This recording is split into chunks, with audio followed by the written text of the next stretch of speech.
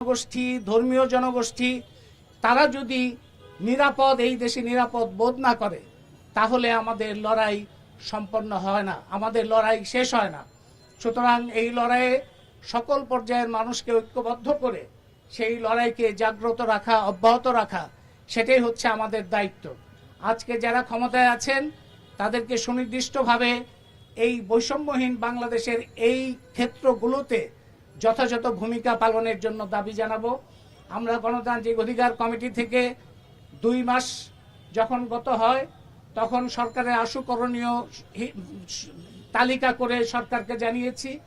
3 মাস পরে তার পর্যালোচনা করেছি। 6 মাস পরে আমরা আবারও পর্যালোচনা করব। চট্টগ্রামে যে সাম্প্রদায়িক সহিংসতা তৈরি হয়েছে সেটা নিয়ে আমাদের একটা তদন্ত দল আগামী 23 তারিখ চট্টগ্রাম সফর করবে। আমরা আমাদের দিক থেকে জনগণের পক্ষ থেকে নজরদারি অব্যাহত রাখব। আমরা মনে করি ভারত এখানে যে আধিপত্য বিস্তার করতে চেষ্টা করছে, সাম্প্রদায়িকতার যে উস্কানি দিচ্ছে, তার বিরুদ্ধে আমাদের সদা জাগ্রত থাকতে হবে এবং সরকারের সাথে যুক্ত যারা আছেন তাদেরকে বলবো যে ভারতের বিরুদ্ধে হুঙ্কার প্রদানই যথেষ্ট নয়। ভারতের সুনির্দিষ্ট যে সমস্ত বাংলাদেশকে ক্ষতিগ্রস্ত করার প্রকল্প আছে সেগুলো বাতিল করার ব্যবস্থা করতে হবে। যেমন অনেকে ভারতের বিরুদ্ধে কথা বলছেন কিন্তু রামপাল কয়লা ভিত্তিক বিদ্যুৎ প্রকল্প যেটা বাংলাদেশের সর্বনাশ করছে সেটা বাতিল করার কথা বলছেন না। আমরা সেটা বাতিল করার দাবি জানাই। তারা ভারতের বিরুদ্ধে কথা বলছেন কিন্তু যে পারমাণবিক বিদ্যুৎ কেন্দ্র বাংলাদেশের জন্য ভয়াবহ অবস্থা তৈরি করছে সেই রূপপুর পারমাণবিক প্রকল্প প্রকৃতপক্ষে এটা রাশিয়ার ঋণে করা, কিন্তু প্রকৃতপক্ষে এটা ভারতের ব্যবস্থাপনায় নির্মিত হচ্ছে। সুতরাং ভারতের আধিপত্য এই রূপপুর পারমাণবিক প্রকল্পের মধ্যে দিয়েও আসছে। আমরা ভয়াবহ এই ভয়ঙ্কর এই রূপপুর পারমাণবিক বিদ্যুৎ প্রকল্প বাতিল করার দাবি জানাই, সীমান্ত হত্যা বন্ধ করার দাবি জানাই এবং সরকারের কাছে দাবি জানাই বাংলাদেশে যেন কোনো সংখ্যালঘু মানুষ, কোনো শ্রেণীর মানুষ কোনোভাবেই নিপীড়নের শিকার না হয় সেটা নিশ্চিত করা এবং জুলাই হত্যাকাণ্ডের বিচারের পাশাপাশি বর্তমান সময়ে যারা মব ভায়োলেন্স করছে, যারা নিরাপত্তাহীনতা তৈরি করছে, যারা জোর জবরদস্তি করছে তাদের বিরুদ্ধেও ব্যবস্থা গ্রহণ করতে হবে।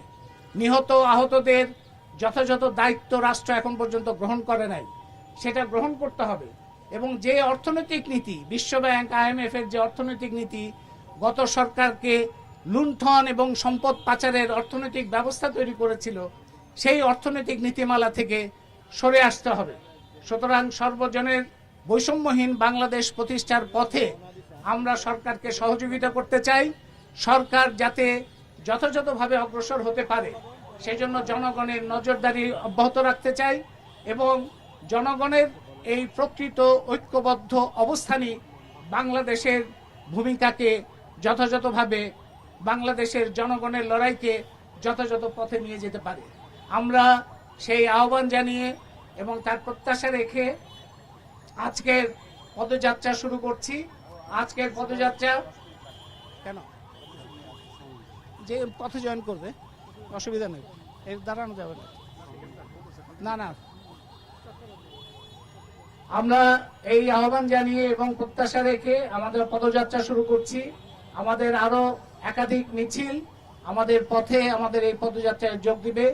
আমরা বাংলাদেশে এই পথে যে মানুষেরা আমাদের কাছাকাছি থাকবেন, যারা পাশে থাকবেন, তাদের সবাইকে এই পদযাত্রায় যোগ দেওয়ার জন্য আহ্বান জানাচ্ছি। এই পদযাত্রা হচ্ছে বৈষম্য, নিপীড়ন এবং আধিপত্য বিরোধী সকল মানুষের পদযাত্রা।